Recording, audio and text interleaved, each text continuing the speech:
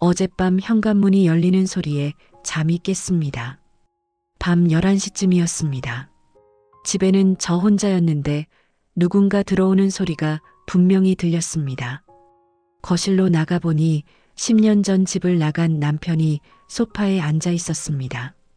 머리는 희끗희끗해졌고 얼굴은 많이 늙어 보였지만 여전히 그 사람이 맞았습니다. 갑자기 왜? 말을 꺼내려던 순간 남편이 입을 열었습니다. 미안합니다. 정말 미안합니다. 10년 전 그날이 떠올랐습니다. 남편은 아무 말 없이 집을 나갔습니다. 당시 아이는 초등학교 3학년이었고 저는 파트타임으로 일하며 가정을 꾸려가고 있었습니다. 그런데 어느 날 갑자기 남편이 사라졌습니다.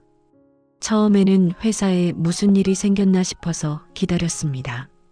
하루, 이틀, 일주일이 지나도 연락이 없었습니다. 회사에 전화를 해보니 며칠 전부터 나오지 않는다는 말만 들었습니다. 핸드폰도 꺼져 있었고 지인들도 모른다고 했습니다. 그때부터 정말 힘든 시간이 시작되었습니다. 남편이 갑자기 사라진 이유를 알 수가 없었습니다.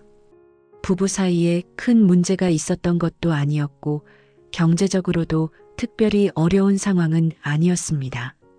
평범한 일상을 보내던 중이었는데 갑자기 사라져버린 것입니다. 아이는 매일 아빠를 찾았습니다. 언제 돌아오냐고 물어봐도 답해줄 말이 없었습니다. 아이 앞에서는 울 수도 없었습니다. 밤마다 혼자서 울면서 왜 이런 일이 생겼는지 계속 생각했지만 답을 찾을 수 없었습니다. 한 달이 지나고 두 달이 지나면서 현실을 받아들여야 했습니다. 파트타임 일로는 생활이 어려웠기 때문에 풀타임으로 일자리를 구해야 했습니다. 다행히 이전에 일했던 회사에서 다시 받아주어서 정규직으로 일할 수 있게 되었습니다. 아이 돌봄도 문제였습니다. 시어머니께서 도움을 주시겠다고 하셨지만 남편이 사라진 상황에서 민망한 마음이 들었습니다. 결국 학원과 방과 후 교실을 이용하면서 아이를 혼자 키워야 했습니다. 경제적으로는 더욱 어려웠습니다. 남편 명의로 된 적금과 보험은 손 뗄 수 없었습니다. 집도 남편 명의였기 때문에 불안했습니다. 혹시 집까지 잃게 되는 건 아닌지 걱정이 많았습니다. 6개월이 지나자 주변에서 이혼을 권하는 사람들이 생겼습니다. 친정 어머니도 이렇게 계속 기다릴 수는 없다고 하셨습니다. 하지만 남편이 어디서 무엇을 하고 있는지도 모르는 상황에서 이혼 절차를 밟기는 쉽지 않았습니다. 1년이 지나서야 실종 신고를 했습니다. 경찰서에서는 성인이 스스로 집을 나간 것으로 보이니 적극적으로 찾기는 어렵다고 했습니다. 그냥 기다려보라는 말만 들었습니다. 2년이 지나면서 아이가 중학생이 되었습니다. 아이는 이제 아빠 이야기를 하지 않았습니다. 대신 엄마가 힘들어하는 모습을 보고 많이 의젓해졌습니다. 집안일도 도와주고 엄마를 걱정하는 말도 자주 했습니다. 3년째 되던 해에 친구 소개로 만난 변호사와 상담을 받았습니다. 남편이 이렇게 오랫동안 연락이 없으면 실종 선고를 통해 사망 선고를 받을 수 있다고 했습니다. 부재자의 생사가 5년간 분명하지 않은 경우 이해관계인이나 검사의 청구로 법원이 실종 선고를 할 수 있다고 했습니다. 하지만 그러려면 5년을 기다려야 한다고 했습니다. 4년째부터는 어느 정도 일상이 안정되었습니다. 직장에서도 인정받아서 승진도 했고 아이도 잘 자라고 있었습니다. 하지만 마음 한편으로는 항상 남편에 대한 생각이 있었습니다. 살아있는 건지 죽은 건지도 모르는 상황이었습니다. 5년째에는 새로운 사람을 만나볼까 하는 생각도 들었습니다. 주변에서도 이제는 새로운 시작을 해보라고 권했습니다. 하지만 법적으로는 아직 결혼 상태였고 아이도 있어서 쉽게 결정할 수 없었습니다. 6년째 되던 해에 남편 회사 동료로부터 연락이 왔습니다. 남편을 봤다는 것이었습니다. 부산 어딘가에서 택시를 운전하고 있다고 했습니다. 너무 놀라서 바로 부산으로 내려갔습니다. 택시 회사도 찾아가 보고 그 동네를 며칠 동안 돌아다녔지만 남편을 찾을 수 없었습니다. 그 일 이후로 더욱 혼란스러웠습니다. 살아있다는 확신이 들면서도 왜 연락을 하지 않는지 이해할 수 없었습니다. 화가 나기도 하고 서운하기도 했습니다. 아이에게는 이 사실을 말하지 않았습니다. 7년째에는 정말 지쳤습니다. 이렇게 계속 기다릴 수도 없고 그렇다고 포기할 수도 없는 상황이었습니다. 아이는 이제 고등학생이 되었는데 여전히 아버지가 없는 상태였습니다. 대학 진학을 앞두고 교육비도 많이 필요했습니다. 8년째에는 작은 사업을 시작했습니다. 직장 다니면서 온라인 쇼핑몰을 운영하기 시작한 것입니다. 아이 대학 등록금을 마련하기 위해서였습니다. 다행히 사업이 잘 되어서 추가 수입을 얻을 수 있었습니다. 9년째 되던 해에 아이가 대학에 합격했습니다. 아이는 장학금도 받았고 아르바이트도 하면서 열심히 생활했습니다. 이제 제법 어른이 된 아이를 보면서 그동안 정말 힘들었지만 잘 키웠다는 생각이 들었습니다. 8년째가 되는 올해 초에 드디어 실종 선고 신청을 했습니다. 법적으로 남편은 사망한 것으로 처리되고 저는 홀로서기를 정식으로 시작할 수 있게 되는 것이었습니다. 마음이 복잡했지만 이제는 정리할 때가 되었다고 생각했습니다. 그런데 어젯밤 남편이 돌아온 것입니다. 10년 동안 어디서 뭘 하고 계셨나요? 남편은 한참 동안 말을 하지 못했습니다. 그러다가 조심스럽게 입을 열었습니다. 사업이 망했습니다. 빚이 너무 많았습니다. 당신과 아이에게 피해를 주고 싶지 않아서 그냥 사라졌습니다. 그때서야 알게 된 사실이었습니다. 남편은 제가 모르는 사이에 지인과 함께 사업을 하고 있었습니다. 건설업 관련 일이었는데 큰 계약을 따내지 못하면서 엄청난 빚을 지게 되었다고 했습니다. 빚이 얼마나 됐는데요? 당시에 5천만 원 정도였습니다. 10년 전 기준으로 5천만 원이면 우리 같은 일반 가정에는 정말 큰 금액이었습니다. 우리 집까지 담보로 잡힐 뻔했다고 했습니다. 그래서 혼자 모든 책임을 지고 사라진 것이라고 했습니다. 그럼 지금은 어떻게 됐나요? 10년 동안 일해서 다 갚았습니다. 정말 힘들었지만 끝까지 책임졌습니다. 남편은 부산에서 택시를 운전하며 생활했다고 했습니다. 작은 원룸에서 혼자 살면서 빚을 갚기 위해 하루도 쉬지 않고 일했다고 했습니다. 2016년 서울 개인 택시 기준 약 250만 원 정도의 월 수입으로는 생활비를 제외하면 빚을 갚기가 쉽지 않았을 것입니다. 새벽부터 밤늦게까지 택시를 몰고 다니면서 번 돈은 모두 빚 갚는 데 썼다고 했습니다. 저와 아이는 생각 안 났나요? 연락 한 번 하면 안 됐나요? 매일 생각했습니다. 하지만 연락할 자격이 없다고 생각했습니다. 빚을 다 갚고 나서야 돌아올 수 있다고 생각했습니다. 남편의 이야기를 들으면서 복잡한 감정이 들었습니다. 한편으로는 그동안의 고생이 이해가 되기도 했지만 다른 한편으로는 10년 동안 혼자 아이를 키우며 살아온 제 인생이 생각났습니다. 아이는 아빠가 없어도 잘 자랐습니다. 지금 대학생이에요. 남편의 눈에 눈물이 맺혔습니다. 미안합니다. 정말 미안합니다. 아이 얼굴이라도 볼 수 있을까요?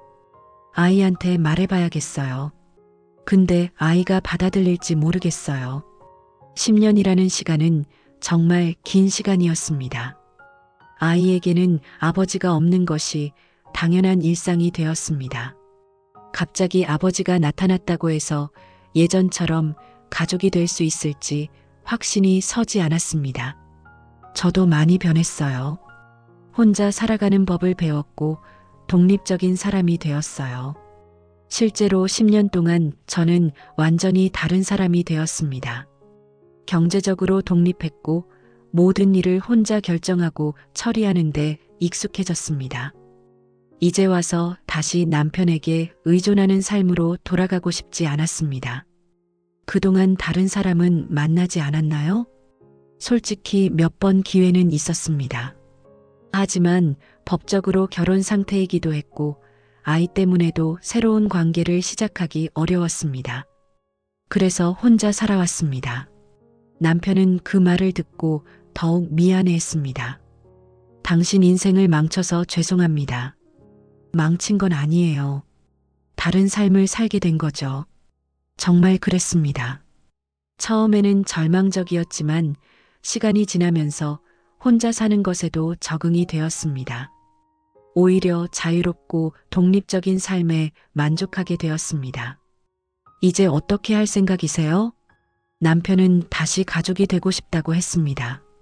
10년 동안 가족에 대한 그리움으로 버텼다고 했습니다. 이제 모든 문제가 해결되었으니 예전처럼 살고 싶다고 했습니다. 하지만 저에게는 쉽지 않은 문제였습니다. 10년이라는 시간 동안 너무 많은 것이 변했습니다. 아이도 변했고 저도 변했습니다. 그리고 무엇보다 신뢰가 깨졌습니다. 왜 그때 솔직하게 말하지 않았어요? 함께 해결할 수도 있었잖아요. 당신한테 짐이 되고 싶지 않았습니다. 제가 벌인 일이니까 제가 책임져야 한다고 생각했습니다. 남편의 마음은 이해가 되었습니다. 하지만 그 선택으로 인해 가족 모두가 고통받았다는 사실은 변하지 않았습니다. 다음 날 아이에게 아버지가 돌아왔다는 사실을 말했습니다. 아이는 처음에는 믿지 않았습니다. 정말요? 아빠가 돌아왔다고요? 응. 어젯밤에 왔어. 아이는 한참 동안 말이 없었습니다. 그러다가 조심스럽게 물어봤습니다. 만나봐도 될까요? 그날 저녁 셋이서 만났습니다. 아이는 아버지를 낯설어 했습니다. 10년 전에는 초등학생이었는데 이제는 제법 어른이 된 모습이었습니다. 많이 컸구나.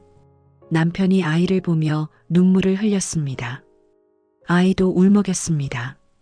아빠 왜 그렇게 오래 안 왔어요? 남편은 아이에게도 사정을 설명했습니다. 아이는 조용히 들었습니다. 이해해요.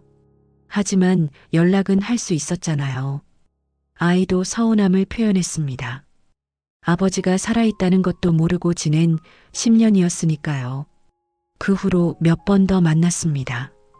남편은 매번 미안하다는 말만 반복했습니다. 아이는 조금씩 아버지에게 마음을 열어가는 것 같았습니다. 하지만 저는 여전히 확신이 서지 않았습니다. 다시 가족이 될 수 있을지 의문이었습니다.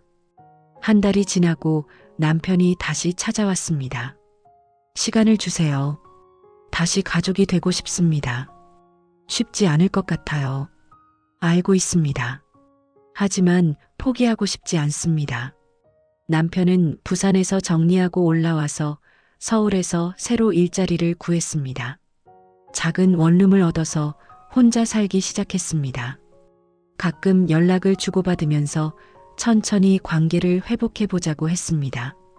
2개월 정도 지났을 때 남편이 제안을 했습니다. 같이 상담을 받아보면 어떨까요? 전문가 도움을 받아서 문제를 해결해 보고 싶습니다. 좋은 제안이라고 생각했습니다. 혼자서는 해결하기 어려운 문제들이 너무 많았습니다. 상담을 받으면서 많은 이야기를 나누었습니다. 남편의 선택이 왜 잘못되었는지, 가족의 의미가 무엇인지, 신뢰를 회복하는 방법이 무엇인지 등등 깊이 있는 대화를 나누었습니다. 상담사는 시간이 필요하다고 했습니다. 10년의 공백을 메우는 것은 쉽지 않다고 했습니다. 하지만 서로 노력한다면 불가능하지는 않다고 했습니다. 3개월이 지나고 아이가 먼저 변화를 보였습니다. 아빠와 좀 더 시간을 보내고 싶어요. 아이는 아버지와의 관계를 회복하고 싶어 했습니다. 잃어버린 시간에 대한 아쉬움이 컸던 것 같습니다. 저도 조금씩 마음이 열리기 시작했습니다. 남편이 정말 변했다는 것을 느낄 수 있었습니다. 예전보다 더 신중하고 가족을 소중히 여기는 모습을 보였습니다. 4개월째 되던 어느 날 남편이 중요한 이야기를 꺼냈습니다. 제가 10년 동안 모은 돈이 있습니다. 빚을 갚고 나서도 조금씩 모았습니다. 얼마나 모았는지 물어보니 2천만 원 정도라고 했습니다. 10년 동안 정말 어렵게 살면서도 조금씩 모은 돈이라고 했습니다. 이 돈으로 아이 대학 등록금이라도 도와주고 싶습니다. 아이는 이미 장학금과 아르바이트로 학비를 해결하고 있었지만 부족한 부분이 있었습니다. 남편의 제안이 고마웠습니다. 5개월이 지나면서 우리는 조금씩 가족의 형태를 회복해가고 있었습니다. 아직 완전히 예전으로 돌아간 것은 아니지만 새로운 형태의 가족 관계를 만들어가고 있었습니다. 남편은 여전히 따로 살고 있었습니다. 급하게 합치기보다는 천천히 관계를 회복해가는 것이 좋겠다고 생각했습니다. 6개월째에는 함께 여행을 다녀왔습니다. 처음에는 어색했지만 점점 예전의 추억이 떠올랐습니다. 물론 10년의 공백을 완전히 메울 수는 없었지만 새로운 추억을 만들어갈 수 있다는 희망이 생겼습니다. 7개월째에 남편이 다시 제안을 했습니다. 다시 함께 살면 안 될까요? 많이 고민했습니다. 아직도 완전히 신뢰를 회복한 것은 아니었지만 충분히 노력하고 있다는 것을 느낄 수 있었습니다. 조건이 있어요. 첫째, 앞으로는 어떤 일이 있어도 혼자 결정하지 말고 가족과 상의할 것. 둘째, 가정의 경제권은 제가 관리할 것. 셋째, 정기적으로 상담을 계속 받을 것. 남편은 모든 조건을 받아들였습니다. 8개월째에 드디어 함께 살기 시작했습니다. 10년 만에 다시 가족이 한 집에서 살게 된 것입니다. 처음에는 어색했습니다. 10년 동안 혼자 살던 습관 때문에 함께 사는 것이 쉽지 않았습니다. 하지만 조금씩 적응해 갔습니다. 남편은 집안일도 열심히 도와주었고 아이와의 시간도 많이 보내려고 노력했습니다. 잃어버린 10년을 조금이라도 보상하려는 모습이었습니다. 9개월째에는 큰 시련이 있었습니다. 남편의 예전 사업 파트너가 찾아와서 돈을 요구했습니다. 아직 정리되지 않은 부채가 남아있다는 것이었습니다. 순간 10년 전의 악몽이 다시 시작되는 것은 아닌가 하는 공포가 밀려왔습니다. 하지만 이번에는 남편이 달랐습니다. 이번에는 혼자 해결하지 않겠습니다. 같이 해결해요. 남편은 즉시 저에게 모든 사실을 알렸습니다. 그리고 함께 변호사를 찾아가서 법적 조치를 취했습니다. 다행히 이미 소멸시효가 지난 채권이어서 법적으로는 문제가 없었습니다. 이 일을 통해서 남편이 정말 변했다는 것을 확신할 수 있었습니다. 예전 같으면 혼자 끙끙 앓다가 또 사라졌을지도 모르는 일이었습니다. 10개월째에는 아이가 대학교에서 좋은 성적을 거두었습니다. 전공 공부를 열심히 해서 교수님의 인정을 받았다고 했습니다. 가족 모두 기뻤습니다. 아빠가 돌아와서 공부에 더 집중할 수 있게 됐어요. 아이의 말을 들으니 남편이 돌아온 것이 정말 다행이라는 생각이 들었습니다. 11개월째에는 남편이 직장에서 승진했습니다. 성실하게 일한 결과였습니다. 10년 동안의 고생 끝에 안정된 직장을 얻고 승진까지 한 것입니다. 이제 경제적으로도 안정되었으니 더 좋은 집으로 이사가면 어떨까요? 남편의 제안이었지만 저는 거절했습니다. 이 집에서 계속 살고 싶어요. 여기서 10년 동안 혼자 아이를 키웠거든요. 추억이 많은 곳이에요. 남편은 제 마음을 이해해 주었습니다.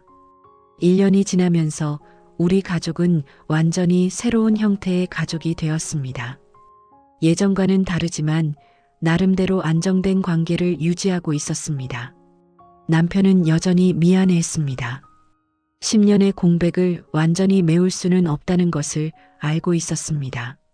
하지만 남은 시간이라도 최선을 다해서 가족으로서의 역할을 하려고 노력했습니다. 저도 완전히 용서한 것은 아니었습니다. 하지만 미워하거나 원망하지도 않았습니다. 그냥 받아들이고 새로운 시작을 하는 것이 나에게도 가족에게도 좋다고 생각했습니다. 아이는 아버지와의 관계를 많이 회복했습니다. 10년의 공백이 있었지만 혈육의 정은 쉽게 사라지지 않았습니다. 오히려 잃었다 되찾은 가족에 대해 더욱 소중히 여기게 되었습니다. 현재 우리 가족의 상황을 말씀드리면 남편은 63세가 되었고 국민연금 수급 개시 연령인 63세에 도달하여 국민연금을 받기 시작했습니다. 다행히 10년 동안 택시를 운전하면서도 국민연금 보험료는 꾸준히 납부했다고 합니다. 받는 금액은 많지 않지만 노후자금의 보탬이 되고 있습니다. 저는 현재 55세로 60세에 은퇴를 계획하고 있습니다. 그동안 혼자 살면서 모은 노후자금과 퇴직금을 합치면 약 2억 5천만 원 정도 됩니다. 남편이 가져온 2천만 원과 합치면 총 2억 7천만 원의 노후자금이 마련되었습니다. 아이는 이제 대학교 3학년이 되어 취업 준비를 하고 있습니다. 좋은 성적을 유지하고 있어서 대기업 취업도 가능할 것 같습니다. 부모의 이혼 위기를 겪으면서도 의젓하게 자란 아이가 정말 자랑스럽습니다. 요즘 남편은 아이와 함께 보내는 시간을 특히 소중히 여깁니다. 잃어버린 10년을 조금이라도 보상하려고 노력하는 모습입니다. 주말마다 아이와 함께 영화를 보거나 맛있는 음식을 먹으러 다닙니다. 저는 가끔 남편을 보면서 복잡한 감정이 듭니다. 미워할 수도 없고 완전히 용서할 수도 없는 애매한 감정입니다. 하지만 이제는 그것도 받아들이게 되었습니다. 모든 감정이 흑백으로 나뉘는 것은 아니라는 것을 배웠습니다. 가장 큰 변화는 제 자신입니다. 10년 전에 제가 의존적이고 수동적인 사람이었다면 지금의 저는 독립적이고 주체적인 사람이 되었습니다. 남편이 다시 돌아왔지만 예전처럼 의존하지 않습니다. 각자의 영역을 인정하면서 함께 살아가고 있습니다. 남편도 많이 변했습니다. 예전보다 훨씬 신중하고 가족을 배려하는 모습을 보입니다.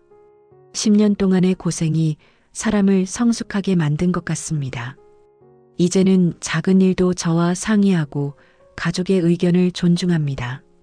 우리 부부는 이제 서로를 동반자로 여기고 있습니다. 예전처럼 사랑한다거나 열정적인 감정은 아니지만 서로를 이해하고 배려하는 관계가 되었습니다. 어떻게 보면 더 성숙한 관계일 수도 있습니다. 가끔 친구들이 물어봅니다. 정말 용서했느냐고, 다시 사랑할 수 있느냐고. 솔직히 말하면 잘 모르겠습니다. 용서와 사랑이라는 것이 그렇게 명확하게 구분되는 것인지 의문입니다. 다만 지금 이 순간을 함께 살아가고 있다는 것으로 충분하다고 생각합니다. 남편은 앞으로 2년 더 일하고 60세에 조기 은퇴를 할 계획입니다. 그동안 너무 고생했으니 이제는 편히 살고 싶다고 합니다. 저도 동의합니다. 남은 인생은 평온하게 보내고 싶습니다. 아이는 내년에 대학을 졸업하고 취업을 할 예정입니다. 부모 걱정 없이 자신의 길을 갈 수 있을 만큼 성장했습니다. 그것만으로도 지난 10년의 고생이 보상받는 기분입니다. 요즘 우리 가족은 평범한 일상을 보내고 있습니다. 저녁에 함께 식사하고 주말에는 가벼운 외출을 합니다. 특별할 것 없는 일상이지만 이런 평범함이 얼마나 소중한 것인지 잘 알고 있습니다. 10년 전만 해도 이런 날이 올 거라고는 상상도 못했습니다. 남편이 사라진 직후에는 세상이 끝난 것 같았습니다. 하지만 시간이 지나면서 혼자서도 충분히 살아갈 수 있다는 것을 깨달았습니다. 그리고 지금은 혼자가 아닌 가족과 함께 살아가고 있습니다. 완벽하지는 않지만 나름대로 안정된 삶을 살고 있습니다. 가끔 남편이 묻습니다. 정말 다시 돌아와서 다행이었느냐고. 저는 대답합니다. 모르겠다고. 하지만 지금 이 순간은 나쁘지 않다고. 그것이 저의 솔직한 마음입니다. 10년의 공백을 완전히 메울 수는 없지만 새로운 형태의 가족으로 살아가고 있습니다. 예전과는 다르지만 나름대로 의미 있는 삶이라고 생각합니다. 앞으로 어떤 일이 일어날지는 모르겠습니다. 하지만 이제는 어떤 일이 일어나도 혼자서 충분히 헤쳐나갈 자신이 있습니다. 그것이 지난 10년 동안 얻은 가장 큰 수확입니다. 남편이 다시 사라질까봐 걱정하지 않습니다. 설령 그런 일이 일어나더라도 이제는 충분히 감당할 수 있습니다. 그리고 남편도 그런 실수를 다시 하지 않을 거라고 믿습니다. 지금 이 순간 우리 가족은 각자의 자리에서 최선을 다하며 살아가고 있습니다. 완벽하지는 않지만 그래도 함께하고 있습니다. 그것만으로도 충분히 감사한 일이라고 생각합니다.